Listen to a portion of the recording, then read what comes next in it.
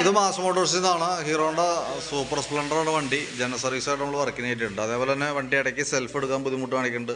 സ്പീഡോമീറ്ററിൻ്റെ complaint, indicator ഒരു side മാറ്റാനുണ്ട്, ഫ്രണ്ടിലത്തെ engine oil മാറ്റാനുണ്ട്. അങ്ങനെ 1-2 വർക്കുകളാണ് മെയിനായിട്ട് പറഞ്ഞത് കേട്ടോ. അപ്പോൾ നമ്മൾ വർക്കുമായി ബന്ധപ്പെട്ട് എൻ്റെ ബാക്ക് ബ്രേക്കിൻ്റെ ഭാഗം ചെക്ക് ചെയ്യാൻ വേണ്ടിയിട്ട് കയറ്റിയാണ്. ബ്രേക്ക് ലൈനർ നമുക്കിത് അത്യാവശ്യം ഉപയോഗിക്കാനുണ്ട്.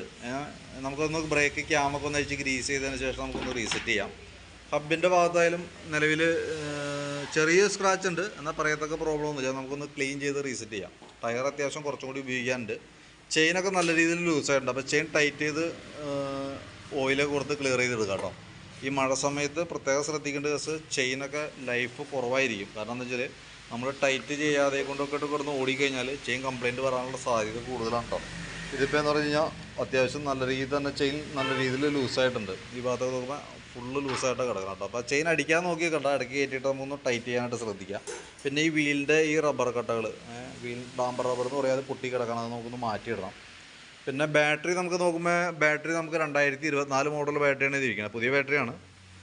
വോൾട്ടൊക്കെ ചെക്ക് ചെയ്യുമ്പോഴും 13 വോൾട്ട് വരെ കാണിക്കുന്നുണ്ട്. അപ്പോൾ നിലവിൽ ബാറ്ററിയുടെ ഭാഗമൊക്കെ ഓക്കെയാണ്. നമുക്ക് അതിൻ്റെ കംപ്ലയിൻറ്റ് കാണിക്കാന്ന് പറഞ്ഞാൽ ഈ സെൽഫ് റിലേ കംപ്ലയിൻറ്റ് കാണിക്കുന്നുണ്ട്. അതേപോലെ ഈ സ്വിച്ചും ലൂസ് കോൺടാക്റ്റ് കാണിക്കുന്നുണ്ട്. അപ്പോൾ ഞാനൊന്ന് റിലേ ഒന്ന് ചേഞ്ച് ചെയ്തിട്ട് നോക്കാം. എന്നിട്ട് കറക്റ്റ് കോൺടാക്റ്റ് കിട്ടണമെന്നുണ്ടെങ്കിൽ സ്വിച്ച് കൂടി നമുക്ക് മാറ്റേണ്ടതായിട്ട് വരും കേട്ടോ.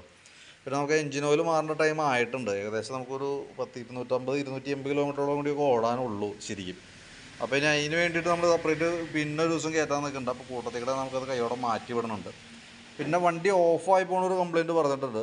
ഫസ്റ്റ് ഇപ്പോൾ നമ്മൾ ചെക്ക് ചെയ്യുമ്പോൾ നമുക്ക് പ്ലഗിൻ്റെ അഡാപ്റ്റർ ഷോർട്ട് ആവുന്നതായിട്ടാണ് കാണുന്നത്. നല്ല മഴയാണ്. അപ്പോൾ ഞാൻ പ്ലഗ് അഡാപ്റ്റർ മാറ്റി ബാക്കി വർക്ക് കംപ്ലീറ്റ് ചെയ്തതിന് ശേഷം ഒന്ന് ഓടിച്ചു നോക്കാം. റിപ്പീറ്റ് കംപ്ലയിൻറ്റ് കാണിക്കുന്നുണ്ടെങ്കിൽ ഞാൻ നോക്കിയിട്ട് അത് ഒന്നുകൂടി അപ്ഡേറ്റ് ചെയ്യാം എന്തിൻ്റെ ആണെന്നുള്ളത്. കാരണം കംപ്ലയിൻറ്റ് നമുക്ക് ഓടിച്ച് കിട്ടിയിട്ട് നമുക്ക് അതനുസരിച്ച് ചെയ്യാനാണ് പറ്റുള്ളൂ കേട്ടോ. അപ്പോൾ പ്രത്യക്ഷത്തിൽ നമുക്ക് പ്ലഗ് അഡാപ്റ്റർ ഷോർട്ട് ആയതായിട്ടാണ് നമുക്ക് തോന്നുന്നത്. അപ്പോൾ അതൊന്ന് ക്ലിയർ ചെയ്തതിന് ശേഷം ഞാൻ ഓടിച്ചു നോക്കിയിട്ട് അതിൻ്റെ ഡീറ്റെയിൽസ് പറയാം. സ്പാർക്ക് പ്ലഗ് നമുക്ക് ഒന്ന് ക്ലീൻ ചെയ്തിടാം. ക്ലീൻ ചെയ്തിട്ട് നോക്കാം. അപ്പോൾ സ്റ്റാർട്ടിങ്ങിൻ്റെ പ്രോബ്ലം ഈ പ്ലഗിൻ്റെ പ്രശ്നം കൊണ്ടൊക്കെ വരാം. അഡാപ്റ്ററിനാണ് ബോഡി എർത്ത് വന്നപ്പോഴാണ് പ്രോബ്ലം കാണിച്ചത് ഫസ്റ്റ് തന്നെ. അപ്പോൾ അതൊന്ന് മാറ്റിയിട്ട് നോക്കാം. നടപടി ആയില്ല എന്നുണ്ടെങ്കിൽ നമുക്ക് ഡീറ്റെയിൽ ആയിട്ട് ഒന്നുകൂടി ചെക്ക് ചെയ്യാം കേട്ടോ. പിന്നെ സ്പീഡോമീറ്റർ നമ്മൾ കേബിൾ മാറ്റിയിട്ടുണ്ട്. അതേപോലെ തന്നെ വീലിനുള്ളിൽ തന്നെ ക്രൗണും പിൻ സെറ്റ് കൂടി മാറണം നമുക്ക്. പിന്നെ എയർ ഫിൽറ്ററൊക്കെ ഒന്ന് ക്ലീൻ ചെയ്ത് കയറ്റിയാൽ മതി, വേറെ കുഴപ്പമൊന്നുമില്ല. മെയിനായിട്ട് ഇതൊക്കെയാണ് ചെയ്യേണ്ടി വരുന്ന വർക്കുകളുണ്ട്. അപ്പോൾ ഞാൻ അതിൻ്റെ ഏകദേശം ഒരു എസ്റ്റിമേറ്റൊക്കെ നോക്കിയിട്ട് അതിൻ്റെ ഡീറ്റെയിൽസ് ഒന്ന് വാട്സാപ്പിലേക്ക് ഇട്ടേക്കാം. കോൺസെപ്റ്റ് കംപ്ലീറ്റ് ആണ്. ചെറിയൊരു ഗട്ടറിലൊക്കെ ചാടുമ്പോൾ ഫ്രണ്ടിൽ നിന്ന് നല്ല രീതിയിൽ അടി കാണിക്കുന്നുണ്ട്. അതിപ്പോൾ തൽക്കാലം നമ്മളിപ്പോൾ ഒന്നും ചെയ്യാതിരിക്കണം നല്ലത്. കാരണം ഒന്നാമത് ചെറിയ ടൈപ്പ് കോണാണ്, പഴയ മോഡലാണ്. അപ്പോൾ അതുകൊണ്ടെന്ന് വെച്ചാൽ ഈ മഴയൊക്കെ മാറിയിട്ട് ചെയ്യുന്നുണ്ടെങ്കിൽ മഴ മാറിയിട്ട് ചെയ്യണതാണ് കുറച്ചുകൂടി ബെറ്റർ. കാരണം ഒരു മഴക്കാലം കഴിഞ്ഞ് കിട്ടുകയാണെങ്കിൽ അത്രയും കൂടുതൽ ലൈഫ് നമുക്ക് ഉപയോഗിക്കാൻ കിട്ടും കേട്ടോ.